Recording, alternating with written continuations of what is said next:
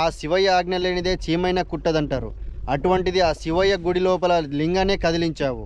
ఇకపై నీ భవిష్యత్తు ఎలా ఉంటుందో ఒక్కసారి చూసుకో.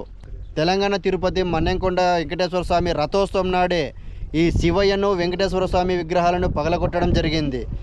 ఇక ఆ శివయ్య క్షమించాడు కదా, వెంకటేశ్వర స్వామి కూడా క్షమించాడు నిన్ను. గుడికి ప్రతిరోజు పూజ చేస్తావు ఇక్కడ? శనివారం, సోమవారం, అమావాస్య, పౌర్ణమి కూడా చేస్తాను. నాకు తెలిసిన కాడికైతే నేను 2016 నుంచి ఇక్కడ నేను పూజ ప్రారంభం పెట్టిన దాన్ని అంతా తోగి మట్టి తీసి దాన్ని చాలా పొరపాటు చేసినారు.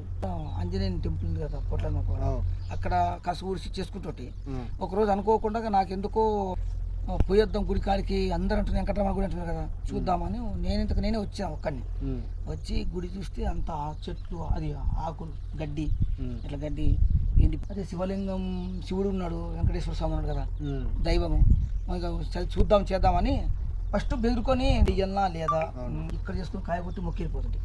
ఇట్లా ఒక 3 వారాలు చేసిన. ఒకరోజు అనుకోకుండా చెప్పినట్లనా ఆయనకు తెలుసు, నాకే తెలియదు. గుడి ముందరికి వచ్చి పూర్తిగా లోపల రాకుండా బయట చేసుకుని పోవడం ఎందుకు, నేను ఎవరైనా బెదిరించిందా, చేస్తే ఏమవుతుంది దా అన్నాడు.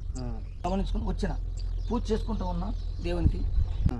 అక్కడ ఆ బాబు కాళ్ళ నుంచి ఇంతవరకు ఉంది ఎంత ఇక్కడ తల పెట్టి ఇట్లా నిలబడింది. నేను అక్కడ దేవుళ్ళకు కర్పూరం వేసి ఇట్లా ఆర్టిస్తున్నా, ఎందుకు ఇట్లా అంటుందని సడన్గా తిరిగి చూసింది.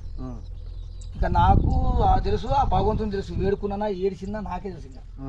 చాలా భయం అనిపించింది, వేరే లేదు పోనీకే. మామ పెద్దగా ఉంది, భయపడి అల్లుపోయినా, స్వామి నువ్వు దారిస్తే నేను వెళ్ళిపోతా, తప్పో ఒప్పో వచ్చినా నేమో నీ పూజ చేసుకుంటా, వద్దంటే నేను ఈ గుళ్ళకి కూడా రాను అని నా మతికి అనుకున్నా. ఆయనకు అట్లే అనుకుని అతను వెళ్ళిపోయాడు. పాము తిరిగి ఎదుగుదల గుడి ఉందా దాని కింద వెళ్ళిపోయి వచ్చుకున్నా రాళ్ళు కూడా. ఇంతవరకు అయితే నేను అట్లే వెళ్ళిపోతున్నా, అట్లే నీళ్ళు మునుగుతున్నా, నీళ్ళు తెస్తున్నా, అవి నీళ్ళు అట్లా అభిషేకం చేస్తున్నా, గుడి చేస్తున్నా. ఇంతవరకు అయితే దేవుని దేవాల ఆయన దేవాలని నాకైతే ఏది కాలేదు. అక్కడ నుంచి కాంపౌండ్ వాళ్ళు, ఆ కాంపౌండ్ వాళ్ళకి ఈయన అద్దంట, ఇక్కడ ఉమ్మిడి కూడా మునికలేదు, చెప్పులు వేసుకుని లేదు, చాలా పవిత్రంగా ఉంది.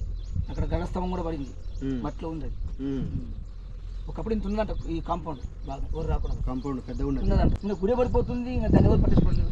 రాజకీయ నాయకులు కూడా తెలిపిన.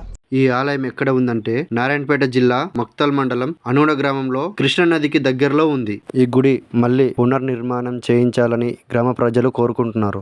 ఎవరైనా దాతలు లేదా ప్రభుత్వం ముందుకు వస్తే మళ్ళీ దేవాలయాన్ని పునర్వైభవానికి తీసుకురావచ్చు. నమో పార్వతి పతయే. ఏడుకొండలవాడ వెంకటరమణ గోవిందా గోవిందా. జై శ్రీరామ్.